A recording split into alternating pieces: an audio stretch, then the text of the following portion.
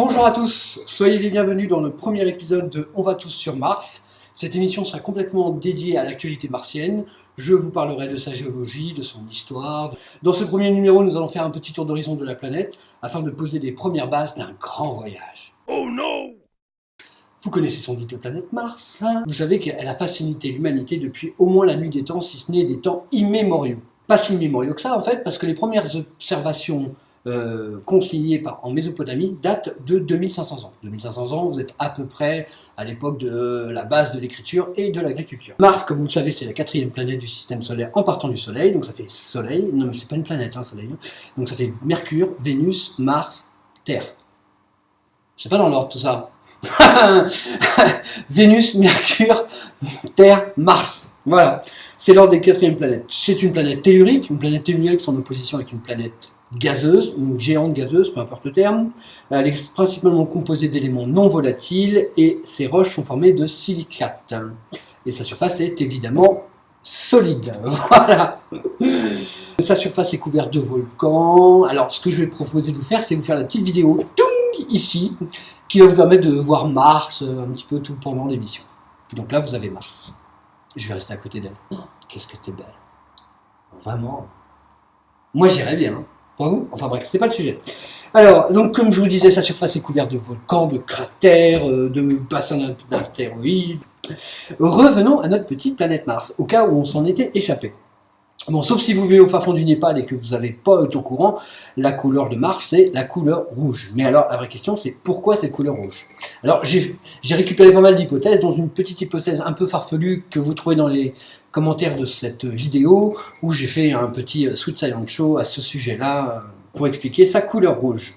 Mais enfin, plus sérieusement, on sait que la couleur rouge de Mars vient des dépôts d'oxyde de fer. Et pour la petite histoire, Mars a toujours été rattaché au dieu de la guerre, dû à la couleur rouge, qui est relative à la couleur du sang. Mars, pour rentrer un petit peu dans les caractéristiques de Mars, alors Mars, elle est située entre 55 et 400 millions de kilomètres de la Terre. Ça dépend où elle se situe.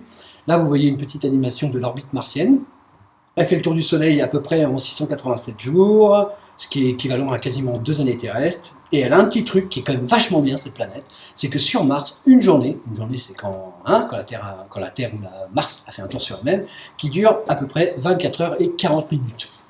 Franchement, nous qui étions à 24 heures, c'est pas trop mal, hein, on est d'accord. Sa masse est 6 fois inférieure à celle de la Terre, et son volume 10 fois inférieur. Et il y a une bonne nouvelle quand même là-dedans, c'est que en fait, sur Mars, la superficie totale de Mars est équivalent à l'ensemble des terres immergées sur Terre. Donc si vous faites le tour de la Terre en zone immergée, hein, pas sur l'eau, et ben vous avez quasiment la même surface sur Mars. C'est quand même pas mal, c'est-à-dire qu'on a une planète entière pour s'éclater dans pas longtemps. Enfin, pas tout de suite. Hein. Mars possède une atmosphère, bon, elle est un peu, comment dirais-je, très faible. Elle est quand même 170 fois inférieure à la nôtre. Ce qui veut dire qu'en fait, c'est que la pression au niveau de l'équateur sur Mars est à peu près la même pression sur Terre à 55 km de hauteur. Donc déjà, à 4 km d'altitude, les humains ont du mal à respirer, bien qu'il n'y ait que du CO2, donc c'est absurde de dire qu'on va respirer sur Mars, mais c'est pour vous dire le niveau de pression qu'il y a, donc là c'est pas possible de ne pas avoir de casque, hein, on est d'accord, hein, si tant est qu'un jour l'homme y aille.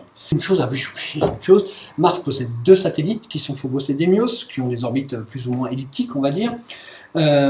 Ces satellites sont en fait des satellites qui pourraient venir de la ceinture d'astéroïdes entre Jupiter et Mars, et qui auraient été captés par la gravité martienne, et se seraient mis en orbite. On n'a pas encore de détails précis sur ces astéroïdes, parce qu'il n'y a pas été encore.